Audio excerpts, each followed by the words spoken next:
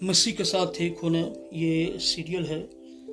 फितरत और ज़िंदगी किताब का नाम है। जयपुर कॉक मिसन्नफ में प्रोड्यूसर इमानुएल इस्लाम, आवाज़ में शाहजाद शौकत। और यहाँ पर हम देख रहे हैं सफ़ा नंबर 27 है, रिसीविंग रेवलेशन, मुकाशफा हासिल करना।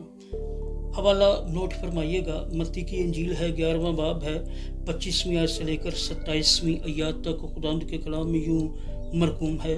उस वक़्त यीशु ने कहा, ऐ बाप, आसमान और ज़मीन के खुदावंद, मैं तेरी हम्द करता हूँ कि तूने ये बातें दानाओं और अक्लमंदों से छुपाई और बच्चों पर ज़ाहिर की।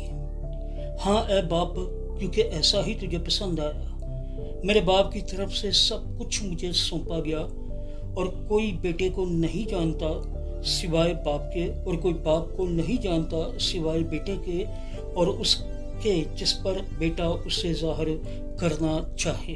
खुदावंद के पाक कलाम के बड़े सुने जाने पर उसकी बरकतां दिलों से कहिएगा आमीन। खुदावंद का शुक्र हो। यीशु मुकाशफा के जरिया है, या यीशु मुकाशफा का जरिया, मुकाशफा का रास्ता खुद मुकाशफा है।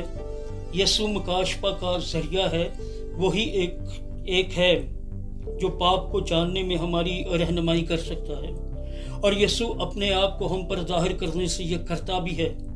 चुनाचे मुकाशफा का आखिरी मकसद है कि हम खुदा को जानें। ये इल्म जो मुकाशफा लाता है वो ज़हनी इल्म नहीं होता, बल्कि एक गहरा और दिल का इल्म होता है। बस हम किस तरह मुकाशफा हासिल करते हैं, इस इबारत में हम देखते हैं कि खुदा हमारी फितरी हिकमत या अकल का जवाब नहीं देता। इसके बरक्स वो अपने आप को छुपा लेता है कि हम अकली कोशिशों से उसको ना जान जाएं या जान ना पाएं। अच्छा तर्जुमा है। हमारे मुकाशफा पाने का और हकीकत में उसको जानने का वाहिद रास्ता एक छोटे बच्चे की मानिद बनना है। बस हमें अपनी दीनदारी, फ़ख्र, नीयत और मंसूबे उसके सुपुर्द करना है, और ज़रूरी है कि सादगी और कुदरती एज़ा में उसके तालब हो सके। हमें ऐसे दिल के साथ खुदा के पास आने की ज़रूरत है जो सादगी से उसे जानना और बयान करना चाहता है। बेशक मसीह के साथ एक होना ये सीरियल है।